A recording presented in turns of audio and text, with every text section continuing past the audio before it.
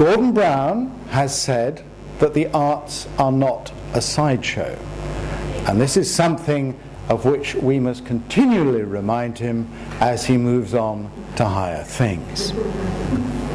Indeed, you could even say that we are experiencing something like leadership climate change.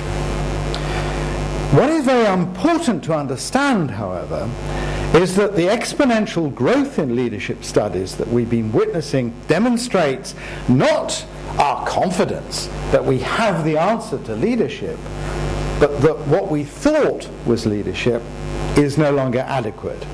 And what we need to look at is the whole question again.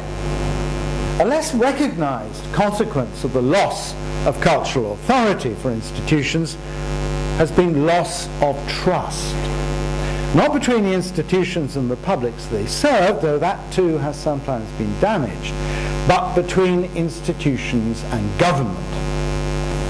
Organizations can no longer be trusted to do their job on their own authority and responsibility, but must be audited every shackled step of the way towards targets that they have not set for themselves.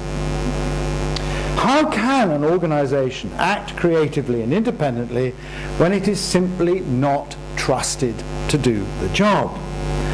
And the funding bodies tend to be seen not as advocates for the arts, but as agents of government and social and economic policy. This new regime, one of targets, tables, and testing, has not only destroyed trust and shackled cultural leadership, it has also had an Orwellian effect on the language in which we talk about the arts. When Pope Julius II commissioned Michelangelo to repaint the Sistine Chapel in 1506, he did not have to submit a business plan to the Papal Lottery Fund that demonstrated the economic viability of the project as a result of uplift in visitor spend resulting from the increased tourist offer. For that matter, he didn't have to get planning permission. No inspectors from papal heritage came to shake their heads. And nor did he carry out a risk assessment, environmental impact study, or health and safety audit. Nor did he have to demonstrate to the Holy See's Social Exclusion Unit how the project would meet the relevant targets covering health, crime, education, and clerical employment.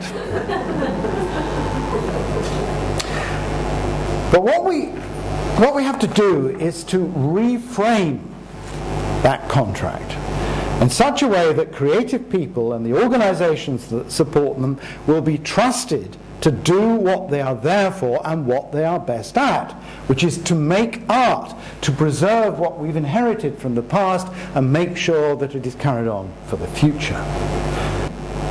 But for art to work at a social or economic level, it must first be itself, so that the intrinsic value of the object or activity can then help to release the instrumental values that public patronage is looking for. But if we can successfully develop and articulate this new way of expressing the value of the arts and get people to recognize that cultural institutions in themselves are creators of value, we still have to find a new form of organization. As Graham's paper says, we are still looking for an appropriate form for the 21st century's leading-edge arts and cultural organization. We also have to acknowledge that people won't put up any longer with simply being told what to do. Material affluence and market choice have given them the illusion, at least, of self-determination. And ironically, the existence of mass society places a premium on individualism over solidarity. Everyone has to be encouraged, to deploy a market metaphor, to buy in to the project. Now, learning to think of yourself as a leader may sound very individualistic, even selfish.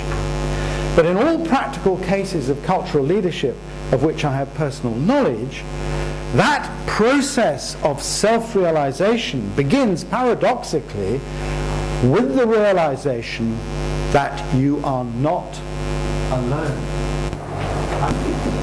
Now, I began by arguing and agreeing with Graham that the arts are a natural medium for cultural evolution.